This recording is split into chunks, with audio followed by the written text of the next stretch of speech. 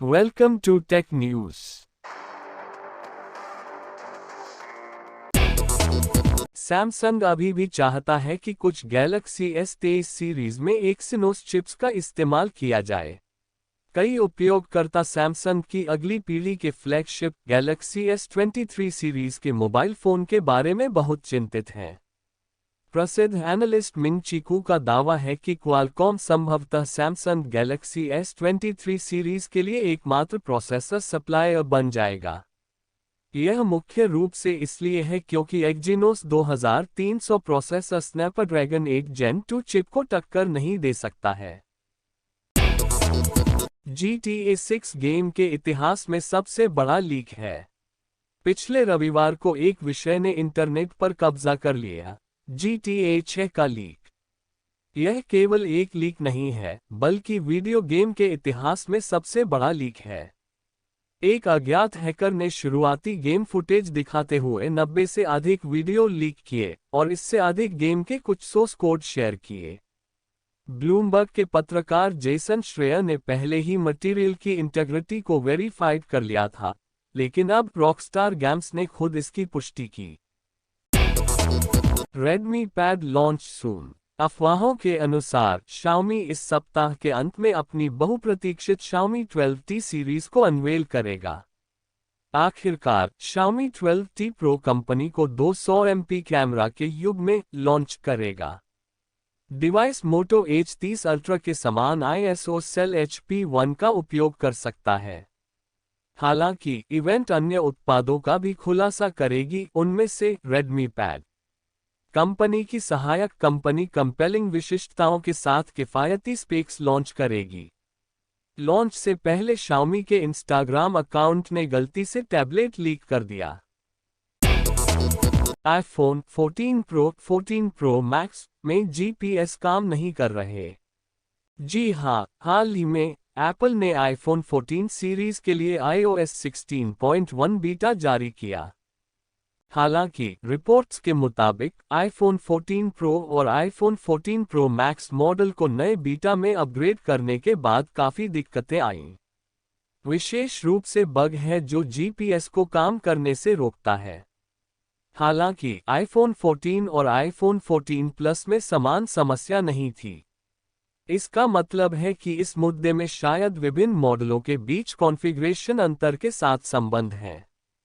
iPhone iOS 16.1 में bugs है, इनमें काफ़ी तरह की परेशानी आ रही है, जैसे कि कैमरा में वियर्ड प्रॉब्लम भी शामिल है। OnePlus Nord वॉच का पहला टीजर सामने आया, भारत में जल्द ही लॉन्च। ऐसा लग रहा है कि OnePlus Nord watch India launch के आसपास है। अपकमिंग स्मार्ट वॉच की लिस्टिंग अब OnePlus वेबसाइट पर लाइव है। OnePlus का पहला non smartphone product not buds moniker लेकर अप्रैल में ऑफिशियल हो गया। ऑफिशियल होने से पहले OnePlus Nord Buds TWS कई लीक और अटकलों के घिरा था। ईयरबड्स का डिज़ाइन अपने ऑफिशियल लॉन्च से कुछ ही दिन पहले ऑनलाइन सामने आया। इसी तरह OnePlus Nord वॉच पिछले कुछ समय से अफवाहों में है। चाइनीज टेक कंपनी ओप्पो ने कल टेक्नोलॉजी इंडस्ट्री में अपनी 18वीं वर्षगांठ मनाई। और सच कहा जाए तो इन कुछ सालों में उन्होंने काफ़ी कुछ हासिल किया है।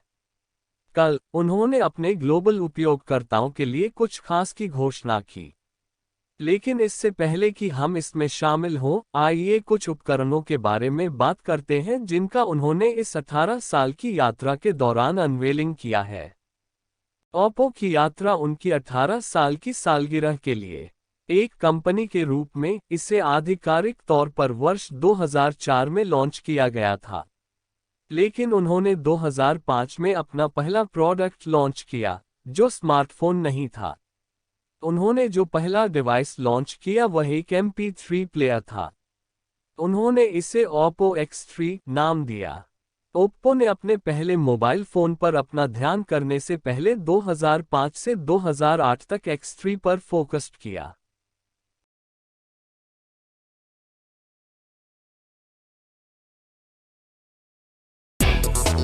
सैमसंग जल्द लाने वाला है अपने 2 नए फ्लिप फ़ोन। जाने माने इनसाइडर आइस यूनिवर्स द्वारा सैमसंग के 2 नए फ्लिप स्मार्टफोन जारी करने का खुलासा किया गया है, जो अक्सर स्मार्टफोन क्षेत्र में लेटेस्ट विकास पर विशेष जानकारी लीक करते हैं। ये सैमसंग W23 और W23 फ्लिप स्मार्टफोन हैं, जिनमें एक फोल्डेबल डिज़ाइन और 16 GB रैम शामिल है। अंदरूनी सूत्र पुष्टि करता है कि W23 फ्लिप 4 पर आधारित है और इस साल के अंत में गैलेक्सी W22 के साथ उपलब्ध होगा। भरोसेमंद लीकर आइस यूनिवर्स के मुताबिक इसे देखते हुए कोई खास बदलाव नहीं होगा। Vivo X80 सीरीज के रिलीज होने के बाद कंपनी का अगला स्मार्टफोन Vivo X90 सीरीज होगा। अब तक आई रिपोर्ट्स के मुताबिक इस डिवाइस को साल के अंत में आधिकारिक तौर पर लॉन्च कर दिया जाएगा। कुछ ब्लॉगर्स ने Vivo X90 सीरीज के स्क्रीन पैरामीटर्स को एक्सपोज किया। लोकप्रिय Vivo टेक ब्लॉगर @DCS के अनुसार Vivo X90 सीरीज स्क्रीन के 2 स्पेसिफिकेशन हैं। यह series 1.5K resolution BOA screen और 2K resolution A6 substrate Samsung SDC screen के साथ आएगी। इसके अलावा उन्होंने खुलासा किया कि Vivo X90 series screen high frequency PWM dimming का उपयोग करेगी।